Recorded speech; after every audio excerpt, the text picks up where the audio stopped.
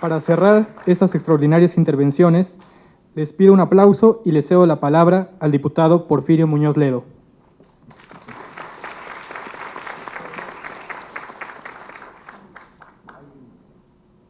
Bueno, desde luego, cuando me invitó Carla Almazán, que es mi amiga, que es una excepcional parlamentaria y que cuida por los intereses reales de la gente.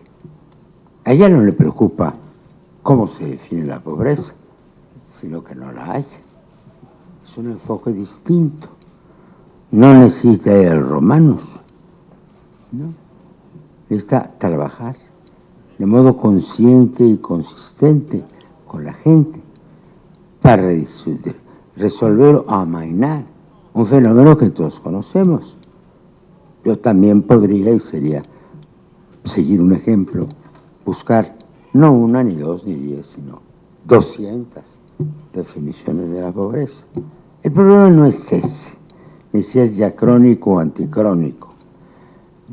Era que nuestra reflexión fuera al mismo tiempo, como lo es en el caso del compañero, inteligente, sino también accesible, porque hasta yo me estaba perdiendo entre Sócrates, Napoleón, sí, Adam Smith, Keynes. Si yo hago aquí, y no soy maestro de escuela, una sesión de interrogatorio respecto a quién fue Keynes, habrá respuestas muy variadas, pero servirá de poco a lo que se quiere transmitir.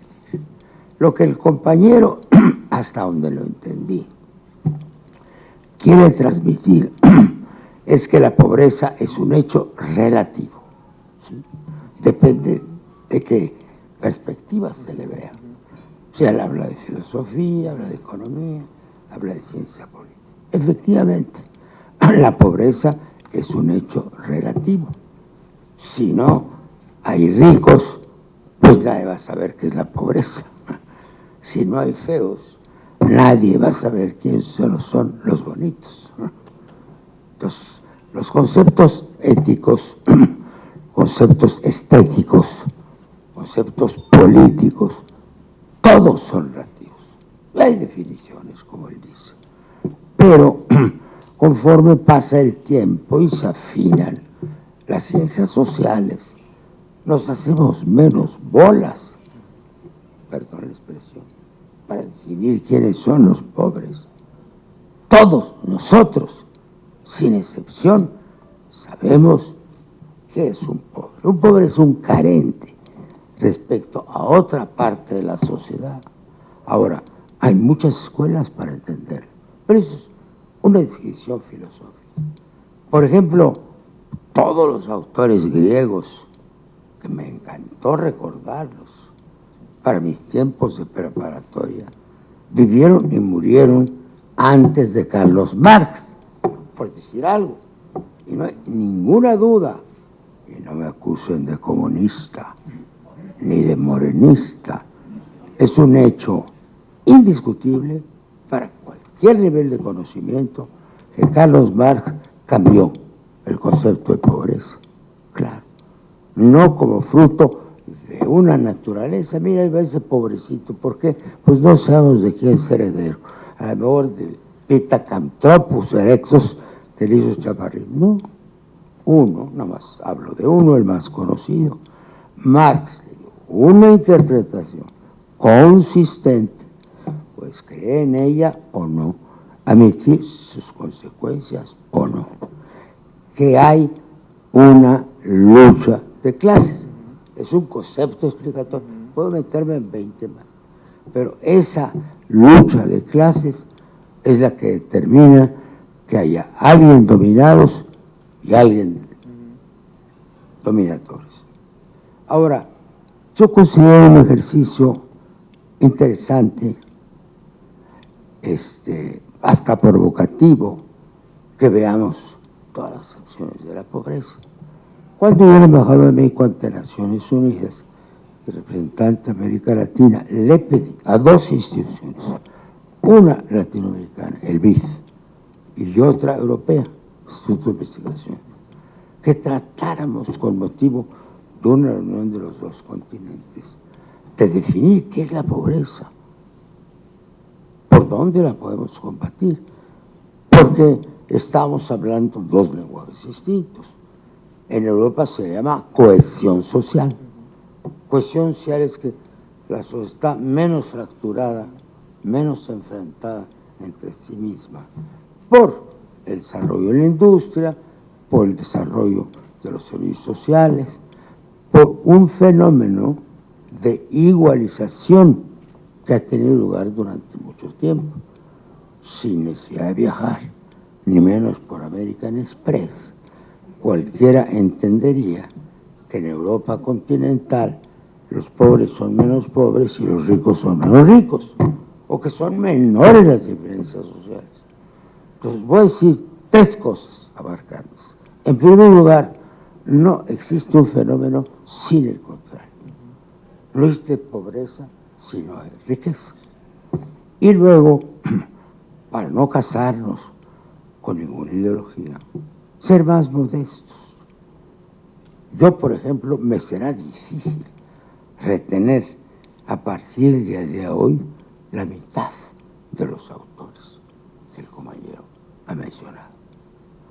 El fenómeno fundamental es que la riqueza es la pobreza, así como la riqueza, son hechos contrarios y acumulativos. Acumulativos y antagónicos solamente. En primer lugar, según definiciones comúnmente aceptadas, la pobreza y la riqueza son hechos coloniales, es decir, derivan de una dominación de alguien que por características cualesquiera que sean, ejerce una función de aniquilación, de explotación o de dominación, se convierten en los ricos y en los denominadores. Y otros que las padecen solo se convierten en pobres. Entonces, no es un fenómeno tan fácil de resolver como una varita mágica. Hay una historia humana, desde el hombre de Cro-Magnon hasta ahora, que no ha resuelto el problema de las diferencias sociales. Entonces, a mí me gustaría, primero, que fuéramos más modestos y que planteáramos en un espacio-tiempo histórico determinado qué es lo que podemos hacer. A mí me hubiera gustado, y soy breve en mi respuesta, que tomáramos y que enfocáramos, digamos, la situación de México a principios del siglo XXI. Sí, sería algo concreto. ¿Cómo se agudizó la pobreza en México? ¿Cómo aumentó la desigualdad? ¿Y cómo aumentó una riqueza ostentosa? En cuanto al llamado neoliberalismo, no hay que llenarse la boca, hay que definir qué es. Todo el mundo dice neoliberalismo. Tú lo definiste casi como los nietos de Adam Smith. Los nietos de dijiste Luke, no es Luke, es una apariencia, es Locke, John Locke. Bueno, entonces, no es así.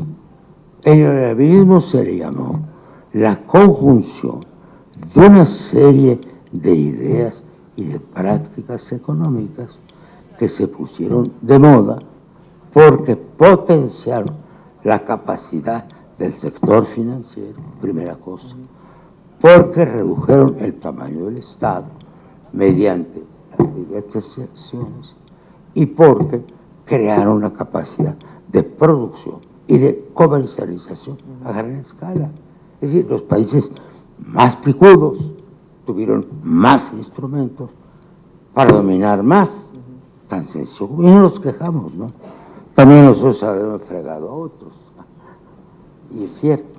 Bueno, entonces yo quiero felicitar a mi amigo Karl Marx, porque creo que hay un espacio para la reflexión mayor del que creemos en los congresos. Yo, de hecho, estoy teniendo experiencias magníficas y sin sabores también porque trato de organizar un instituto de investigación para que ayude a la gente a entender los problemas parlamentarios y a los parlamentarios para que entiendan los problemas de la gente. Entonces, esto es una especie de adivinación o de una delantera justa que han tomado. Yo te felicito por haber tomado esta iniciativa. Te felicito a ti por tu saber, un poco complicado a veces, un poco complicado, pero ahí seguimos, ahí seguimos.